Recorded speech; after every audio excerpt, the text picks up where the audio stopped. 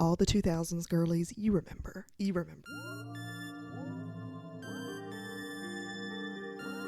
One of the most infamous literary phenomenons of the 2000s. A book that was so incredibly popular to the point it revived a whole little town in rainy town in Washington called Forks. It started so many debates on whether or not this was a puritanical Mormon wet dream or if it's the devil. I'm going back to Russia, Tommy. Hey, you go back to Russia. Ironically enough, catapulted what would become a lot of future monster smut readers. I thought I might stay over tonight.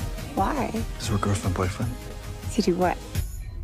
I was like 12 or 13 last time I read this. I definitely remember I was in like early middle school, maybe even late elementary school. The reason why I have waited so long to reread this is mostly because I expected that I was going to cringe and it was going to ruin the whole Twilight experience for me. There was something so special about it and so nostalgic about it to me. I didn't want to lose that, okay? I didn't want to ruin it with adult eyes. What we're going to do today, we're going to burst that nostalgic bubble by reading Twilight critical adult eyes from an adult perspective. Little disclaimer here before we continue on to the video because I think this is rather important. This book is built off of the backs of a real people called the Quilliettes or the Quilliette tribe. I don't know if I'm pronouncing that right, okay, y'all. And this tribe, which a lot of this book is based on, has really never, as far as we know, been compensated for all of the culture and richness that it provided for this book, which I think may be one of the worst parts of this entire franchise and series. There is a website that I'm going to link down below that kind of talks about the different problematic things about Native representation in the series and why it's problematic, and also how it affected this real tribe that exists in this real place that is based off of. And I think it's really helpful, even down to just how there was Quilliette symbols and stuff printed on shirts and like they never saw royalties from that as far as we're aware of, at least, or there's no public record of it. So yeah, it's just not okay. And that by far is the worst part of the book. And I just want to encourage you, if you have the extra money, you can donate to the Quilliette people. And I just think it's a great thing to do. If I do make a significant amount of money on this video, I don't know, I'm new to the creator program, but if I do, I will make a donation myself, because I just think it's really important to acknowledge that a lot of this was based off of Native culture and unfortunately not treated right in this development. Another little house note that I want to make, I filmed this pre the horrible atrocity that just took place at a Mormon church. It's crazy that I even have to say this, but considering the times, I'm going to. In the video, I don't think I really make any direct, intense jabs at the church or anything, but of course this was written by a Mormon. I do reference how there's like some Mormon religious overtones to things, and maybe I make a little joke or two. I wouldn't say it's very intense, but y'all, I grew up Southern Baptist. If you want to pick on religion and stuff, honey, there's plenty to pick on Baptists about, okay? They think we're gonna fly in the sky someday. All right, it's trust me, I don't just make it my mission to pick on Mormons. You should not either. And by no means am I making any statements about the legitimacy of people who practice Mormonism. That is not my point. Obviously, you're allowed to criticize something. I know I'm allowed to do that, okay? But considering the times and the atrocity that just happened against these people in a church, in a Mormon church, I just want to say absolutely no hatred to Mormons in this video. It is all in good fun and mild just critique of religious overtones. And that's that. And I'm just so hurt and devastated about what has happened in our world with gun violence. So just wanted to put that out there before we continued. Off in the first few chapters, Ella has this kind of ominous but seemingly kind of awkward or difficult family dynamic. Okay, her mom is a little eccentric and just upright and left her dad, right? And she had to move to a whole nother state when she was really young, and she would travel to Forks where her father lived to visit during the summers, essentially. Describes that eventually with time, she kind of got annoyed with having to do all the constant traveling. Don't want to do this. I don't even want to see my dad. I don't even like it there. It's rainy. It's annoying. Ugh. That was kind of her attitude. And instead, Charlie would fly to go visit her during the summer. The book opens up with her getting off a plane and going into Forks, seemingly moving there, much to her dismay. And I will say, the book is kind of vague on like why she has to do this. Like, there's really no good explanation. In the movie, they say it's because of her mom's new travel schedule with her new man, mom's new husband, all that much, like very much at all. So I kind of thought that was a little odd. I wonder why Stephanie didn't care to explain. Maybe it was just not a focus for her. I don't know. During the first few chapters, she basically constantly jabs at Forks. She finds Forks in a small town life to be a little annoying, and she really just doesn't like the overall vibe and nosiness of, small town living. Which is interesting because Bella to me actually seems like someone that would love a small town life because she is such an introverted person.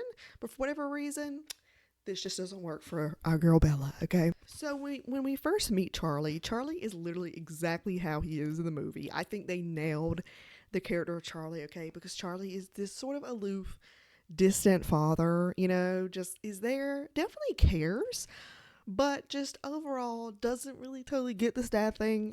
He's not dad of the year over here. I would argue that neither of Bella's parents are parents of the year. They're just doing their best in their kind of awkward situation. Bella even literally describes their relationships as not containing a lot of words, a lot of unspoken things between the two. She kind of likens herself to being a lot like her dad in that way, that she doesn't really care to kind of have a lot of drawn out conversations or beat something over the head. She's kind of more of a quiet, simple person, which I do think was portrayed really well in the movie and in the book alike. I think they kind of got that right. I think Bella in personality is a lot like her father. So her dad buys her the infamous red truck we all remember. How Bella reacts to this kind of old beat up truck, some people say is the not like other girls thing, and of course Bella is not like other girls. This is a YA romance book. Of course she's not like other girls. It's not that hard to believe. But honestly, I kind of didn't mind Bella's reaction to it. It wasn't like she made a super big deal about not caring about having like a fancy car or anything. To me, it was kind of subdued. She just genuinely was happy she didn't have to spend the money. And honestly, slay. I kind of understand that. She was just sort of like a normal teenager who was just happy to have a car. Need to be buying teenagers new cars. So I kind of appreciated Bella's attitude about that. I thought it was really realistic. We shouldn't be buying 16-year-olds brand new cars. I've seen a lot worse representations of not like other girls than just her just being okay with the car that she has with an old truck. You know what I mean? I would have argued that the whole red truck thing is more so just to establish Bella as a character who just doesn't care about aesthetics very much. She's very plain. And Stephanie really wants you to know that she is a plain Jane. Okay, so our first red flag I kind of noticed was on page 35. Basically, Bella gets home for the day from school. Bella and Charlie both get home from their day, and essentially he gets home and he's like, "What's for dinner?" He asks warily. My mother was an imaginative cook, and her experiments weren't always edible. I was surprised and sad that he seemed to remember that far back. Steak and potatoes, I answered, and he looked relieved. He seemed to feel awkward standing in the kitchen doing nothing. He lumbered in the living room to watch TV while I worked. We were both more comfortable that way. I made a salad while the steaks cooked and set the table. This repetitive, I'm going to cook for Charlie and it's just expected for me to cook, happened over and over and over again in this book. And I was very happy to notate that they did not include this in the movie. Okay. And actually, I found it a repetitive theme through reading this book that they clearly cut stuff out of the movie that clearly had oppressive and religious undertones. This is a big one, okay? Like the amount of time she has to notate that Bella cooks is very strange, and she doesn't even just say she cooks. She like tells you what she cooks, the prep she does. Like she put a lot of time into saying, oh, she's the woman of the house now and she's there, even though the dad's been alone for 17 years. I guess he just starved those 17 years. I don't know, but like Bella had to cook. Like I was like, and then not even that. He feels awkward just standing there. So he has to go watch TV while she works. Dude, you can't peel some potatoes. You can't do anything. You couldn't even set the table. It literally says Bella had to set the table herself. You lived by yourself for 17 years. If this was in the movie, I would have hated Charlie. Like, I'm so glad that got left out of the movie. And I'm not saying like a young girl can't ever cook in a book, but it was just the constant reminder that like, oh, she's the woman, she has to cook now that she's there, she's improving his life by cooking. It was just really strange and already catapulted us into Mormon wet dream territory here. One of my first green flags I notated was on page 75. After she meets Edward and she automatically starts feeling this sort of fascination with him, on page 75 she notates how ridiculous it is, and I was like, we love a self-aware queen. I couldn't believe the rush of emotion pulsing through me just because he'd happened to look at me for the first time in a half a dozen weeks. I couldn't allow him to have this level of influence over me. It was pathetic. More than pathetic, it was unhealthy. Yes, it is, girl. Bella's fascination with him clearly was unhealthy because he wasn't even reciprocating at this time. And there was a lot of the first part of this book of her just being utterly just fixed by him, even though he was outright mean and aloof. Now you find out later that's because he was trying not to kill her by drinking her blood, so he was avoiding her. But at the time, all you know as a reader is that he's just being mean to her, but she's like so obsessed with him, and it's just like, girl, come on. I like that at least she admitted it was unhealthy. Like, she was self-aware, and I think actually book Bella is more self-aware than movie Bella is. I would even argue that. One of the biggest red flags happen when you get into chapter 5. When you start reading on page 103, you have Edward gripping a fistful of Bella's jacket in one hand and dragging her to his car so he can drive her home because she just can't drive herself home. Even when she says, hey, I'm perfectly capable of driving myself home, and even saying, you're so pushy, and grumbling, he insisted, he's like, get in, Bella. Like, he insisted on doing it and gave her absolutely no choice. I did not remember this from the book. I was like, oh, that's aggressive for Edward. Okay, Edward in the movies is like such a little sweetie, little consent king. I mean, maybe besides when he stalks her and looks at her through the window, you know, arguably. But besides that, though, I mean, he mostly is very much into respecting her and respecting her boundaries, whereas other characters did not do that a lot of the times. But this was so out of character for Edward. I'm like, why is he doing that? He all of a sudden got really aggressive in chapter 5, and I'm like, no, Saint King, like the same man who did this. Edward, If you ever touch her against her will again, don't do this. She's not sure what she wants. Don't do this. let me here. give you a clue. Wait for her to say the words. Like, he stuck up for her, and he wasn't even mad they kissed in Eclipse. He was just mad he took her autonomy. He didn't get her permission. That's this same character? Huh? On page 105, they also have a very cringe conversation about her age, which I hated. How old are you, Bella? His voice sounded frustrated. And I realized we were at Charlie's house already. The rain was so heavy I could barely see the house at all. It was like the car was submerged under a river. Constantly talking about the rain. I'm 17, I responded, a little confused. You don't seem 17. My mom always says I was born 35 years old and that I get more middle-aged every year. Well, someone has to be the adult. Like, the way they're setting you up with this age gap thing is really, ooh, it's not great. It's not great. And it only gets worse. Listen to this in an audiobook while I was reading how she said, I'm 17. It just felt a little like, ooh, like a little like, ooh, barely legal stuff. I was like, not into that. I did not like it. Then we get to meeting Jacob for the first time. We're first meeting Jacob on page 117. Back, the group we left behind multiplied. As we got closer, we could see the shining straight black hair and copper skin of newcomers, where Jacob and his friends join her friends at La Push. Saying I want to notate, this is a pretty stereotypical depiction of Native Americans, and as we all know, and as I talked about earlier, Native American representation in Twilight is highly problematic on many levels, not even just with the book, but also the movie. I just kind of, Stephanie Meyer's just lack of any thought on like representing the Native people more diversely is pretty obvious.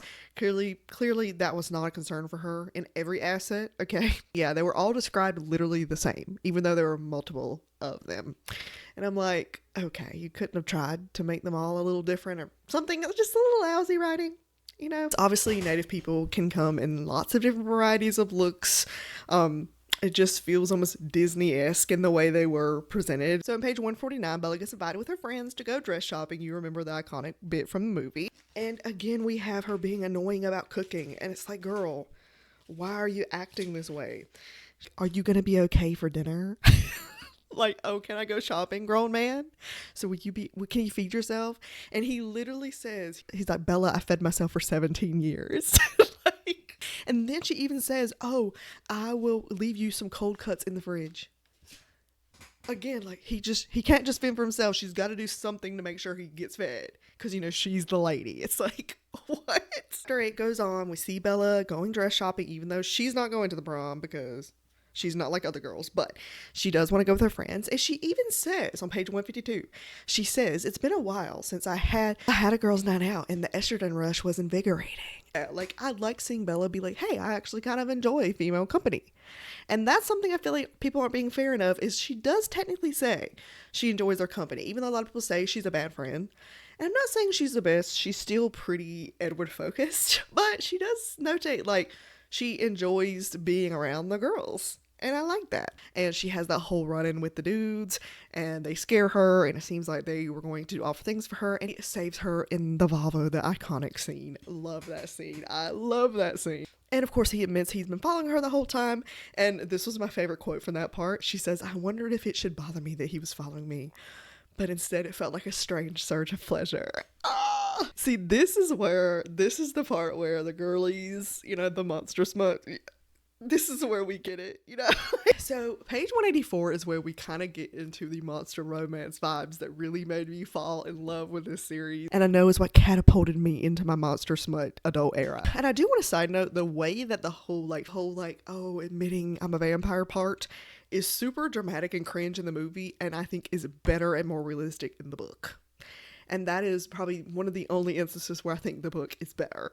That part come off more conversational in the book, whereas in the movies it's like he's super dramatic and he's yelling and all that, and that was definitely more of the cinema part. You know, they were really trying to put on the drama for the movie. In the book, it kind of just seemed like two teenagers just talking about it, you know. And to be honest, I kind of like that. I like they kind of had this open dialogue about how she and he both were feeling about this predicament. Essentially, Edward gets super upset that essentially Bella tells him that she knows he's a vampire and that she decided that it didn't matter. That's literally what she said. Edward's super taken aback about it. And she says again, it doesn't matter to me what you are. And he's like, you don't care that I'm a monster? And she's like, no. Yes. This is why I am the way I am. Loved this part. And this is the part about Bella I think people get wrong. Like, people want to portray her as some damsel in distress and stuff, and I just don't really see her that way. I don't. I think she knew what she wanted. I think she was a bitch who knew what she wanted. And Kristen Stewart even said this in her interview, and I loved how she answered the question. I'm going to play that clip now if I can find it. Do we not like her in retrospect? Do we not like her? Right. Whoa. I don't know if you can tell who you're talking to right now. I'll tell you why. She was a little, desperate for Edward, willing to change her life. Yeah, but he was trying to sort of control whether or not she made choices for herself. And that, I would have broken up with him immediately. With Edward? Yeah. I mean, if I was like, hey, I want to try that. And he was like, no, this is just for me. I would be like, well, this is also just for me. My whole life without you. So you're saying Edward was fucked up? Yeah, I get the sort of protection thing, but you gotta let a girl make her own choices. Yeah. Bella wasn't a victim to me. Bella just knew what she wanted. It was her autonomy and her choice to be a vampire and to be a part of this world. And she just decided, I don't care. And you know what? More power to you, girl. I loved it. I love that part. So on page 269, we kind of get some background with Edward, and he explains how he's feeling and how he acted at the beginning, being sort of mean to her and being aloof towards her. Explains how difficult it was to be around her during that time because he didn't really know how to control himself, and she smelled better than any of the other humans, and it really took him aback. He couldn't read her mind. The whole thing with him saving her with the truck, again, they didn't explain this in the movie. He knew that basically if she was hit by that truck in the parking lot and her blood would have gotten everywhere, he would have lost his mind. So in his mind, he was like, if I saved you from getting hurt and spilling your blood, then not only did I save you because I cared about you, but also it saved me because I was about to expose me and my whole family for being vampires to everyone in that parking lot. That makes a lot of sense. And they never elaborated on that in the movie. And I guess that should have been expected, I guess. But I didn't even think about that. I was like, yeah, if she would have got hit, she would have bled. Even with his hunger and issues, he would have saved her anyways because he just feels this compelling need to protect her, which is something we see a lot in the movie too. But the most important thing to me now, the most important thing to me ever. I will say the transition to like, I hate you or I want to eat you to like, you're the most important thing ever to me and you're the love of my life is pretty quick, which honestly to me, I read Twilight like sort of like it's a new age, vampiric, slightly Mormon version of Romeo and Juliet. So it's not really supposed to be realistic, you know, like that's how I view it, because I think that was sort of the vibe she was going for, like slightly forbidden love, but mostly like this swift sweeping love. Like that was like what 70's intention was, and I think that's pretty obvious when you read it. I did like on page 275, she's kind of talking about how she can make Edward's life more comfortable, considering that she knows her existence makes him want to eat her all the time. And I kind of like their communication, like their open dialogue about how they can both meet each other's needs, even though one of them is a vampire and one's a human. Like, I enjoyed that a lot, and again, the movie kind of missed that. Now, the next red flag that really was just a terrible sin, and probably, I think, the worst page in the entire book, was page 318. Essentially, what you have, the whole thing is just horrible. The whole thing's horrible. The most cringe part is basically when Edward kisses her. Literally, Bella swoons when Edward kisses her. Swoons like in Bridgerton, I'm not even kidding. She like faints, like kind of fake faints in a way. Like she's so taken by him, she just falls to the ground. No. I hated that so much. Oh, I hated that. Because that makes sense in a Regency. Okay, not in this. Page 323, we kind of get introduced to some of the other Cullens and stuff. And the way she describes Esme is slightly odd. She describes Esme as like a Disney princess, like Snow White. And the way she sees Esme is like the epitome of beauty, and Rosalie as the epitome of beauty, and comparing them as being like so much better than her kind of slightly annoyed me. Like, Bella's clearly not a super confident person in herself. Like, she's constantly being flirted with throughout this whole book, by the way, by like other human men, and she like gets annoyed by it, but doesn't see that clearly means like she is conventionally attractive, and she talks up these vampires as being just the most beautiful, and she's just so plain, you know. And it got a little annoying after a while, if I'm being honest. Like, I guess she's humble, but there's a point where being like too humble can get a little, you know what I mean? So on page 330 is when we start getting into some Carlisle lore. Now, this is where I definitely see the like Mormon influence. Like, whoa, like this is where it gets intense, and none of this was in the movies. I have Edward showing Bella his house, okay, and they see this ornament of like a cross, and she says it was Carlisle's father's that he carved himself. It hung on the wall above the pulpit in the vicarage where he preached. Didn't totally glaze right over this as a kid. I did not remember none of this. Essentially, Carlisle was the only son of an Anglican pastor.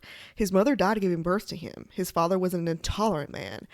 As the Protestants came into power, he was enthusiastic in his persecution of Roman Catholics and other religions. He also believed very strongly in reality of evil.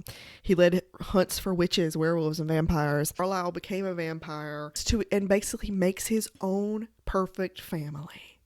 Who will live like he does. Strength returned when he realized there was an alternative to being the vile monster he feared. He kind of low-key considers himself a lot more ethical, you know, than the other ones. And he also, of course, mentions that Carlisle did work with the Volturi for a while, but you know, the Volturi, you know, London, like Europeans, ew.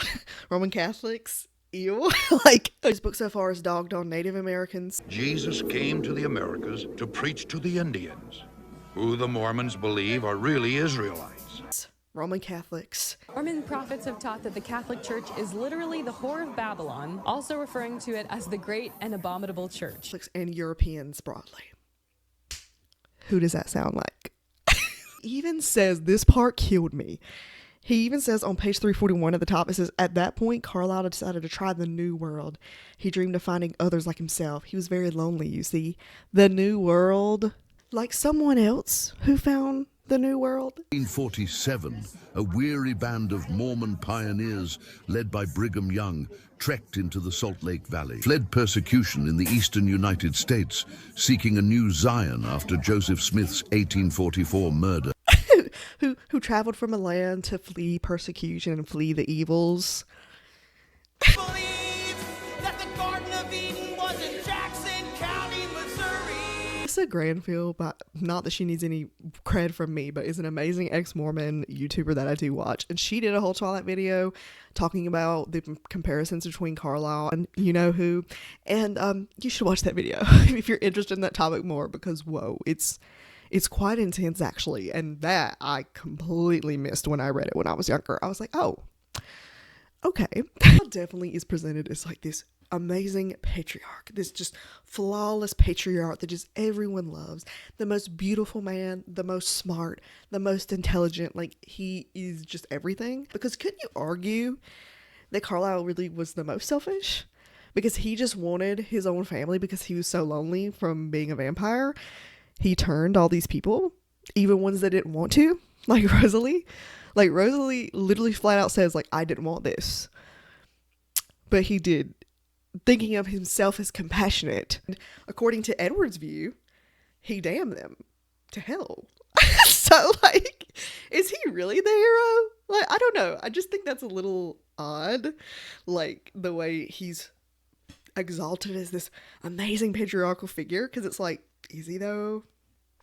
Is he though? The whole creation of this new family he talks about on page 341 really got me, because you know that Mormon doctrine and stuff about having your perfect holy family and stuff, like that is like such a big part of that doctrine. Mormonism sells eternal families as its prime dream, and that just kind of like got me. Like, I was like, oh, okay, this is full on Mormon here. All right. A little later, we also have a really interesting part that we don't see in the movie really, where Jacob's dad, Billy, comes to basically high key warn Bella she needs to just back the fall from the Cullens because they're really problematic. He's right. And Bella is mostly annoyed by this. And Jacob's just totally just gullible. Like, he has no idea what's going on. Jacob was way less of a figure in this book than like I thought. Like, you think of Jacob as like such a main character, and he definitely is later, but like he's so insignificant in the book. He's barely there. And I went looking actually on Stephanie Meyer's webpage, and she even states that like she really didn't intend for Jacob to be like a super main character. She wasn't going for like the whole love triangle thing. That didn't happen until much later, and I think you can definitely see that in this book. Like, he's super insignificant. Basically, he just serves as a plot for Bella to find out about the Gilliets and to kind of help lead her to discover the whole vampire thing. Like, that's pretty much it. Like, he wasn't considered a serious love interest, and that's pretty obvious. He's presented as like super duper young, and there was this one part again with the age stuff, totally grossed me out. She's talking about Jacob because Edward basically calls him like a little boy. She's like, oh, the little boy or whatever. She's like, you know, we're like very close in age. Like, he's just like a year or two younger than me. And weird smirky response, which was disgusting, which I hated. I was like, ugh. Basically, he smirks and smiles and says, oh, I know. Whenever she's like, we're like the same age. Why are you smiling at that? You just called him a little boy. So you're saying she's a little girl and that makes you smile? Oh, the age stuff was not it. Okay. Then we have, of course, the events of the baseball game, and then basically being hunted after the fact. And pretty much everything that happened in the movie pretty much was exactly how it happened in the book. I didn't really find anything like super different there. There was one part that was super cute where she starts to cry and Edward licks her tears, and I'm like, oh my God. So Monster Smut coded. It's just, I keep saying that because like Monster Smut didn't really exist in the way in 2007 or 8 or whatever when this was produced. It didn't really exist in the same way it does now. So it's just like super fun. So it's just like fun to see the remnants of that and how that came to be, you know? And yeah, he licks her tears. That type of like literally happens in my Ice Planet Barbarian books. Like, I'm not even kidding. Like, I love that.